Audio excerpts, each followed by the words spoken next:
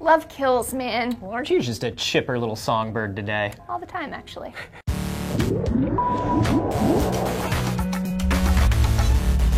This is D-News, I'm Anthony Carboni. And I'm Lacey Green. A new study from St. George's University of London says that you really can die from a broken heart. Yeah, the researchers who swear that they are fine and they almost never think of Sarah anymore, so just stop asking about her, published a study that says the likelihood of a stroke or a heart attack actually doubles for 30 days after somebody loses a loved one. Now, that study focused on the elderly with long-term partners who have passed on, but here's something interesting. Okay. A breakup looks almost exactly like the death of a loved one to your poor, wounded heart. fMRI scans of women going through a breakup showed the same activities in the cerebellum, prefrontal cortex, and other areas of the brain as someone who is grieving a death. So Johns Hopkins University studies have also found that the body responds to the emotional stress of a broken heart like a physical illness, releasing tons of stress hormones like cortisol and adrenaline and turning up your body's immune responses to almost 3 times the level of someone actually having a heart attack. And 34 times higher than normal. Their team found 19 patients who had healthy, unclogged arteries had heart attacks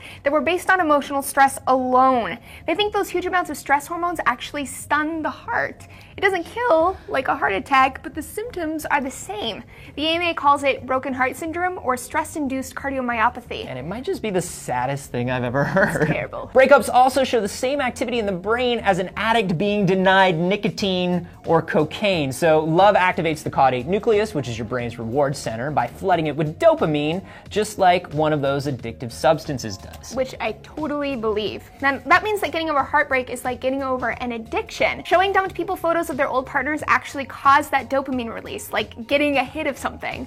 But then their prefrontal cortex is like, hey, they're never coming back. And they get angry and depressed. I mean, it really is like an addict cycle. Scumbag prefrontal cortex. Before you go running into your room with your hands over your heart forever, which is kind of how I feel right now, you should know that all of these physical and mental symptoms last just a couple months. In 30 days, the physical responses start to go away and the mental stuff eases over time. Are you saying that time really does heal all wounds? Well, there's a reason they knit it into pillows, I guess. Do you take breakups hard? I did in the past, which is actually pretty dumb now that I realize the jerks that they were.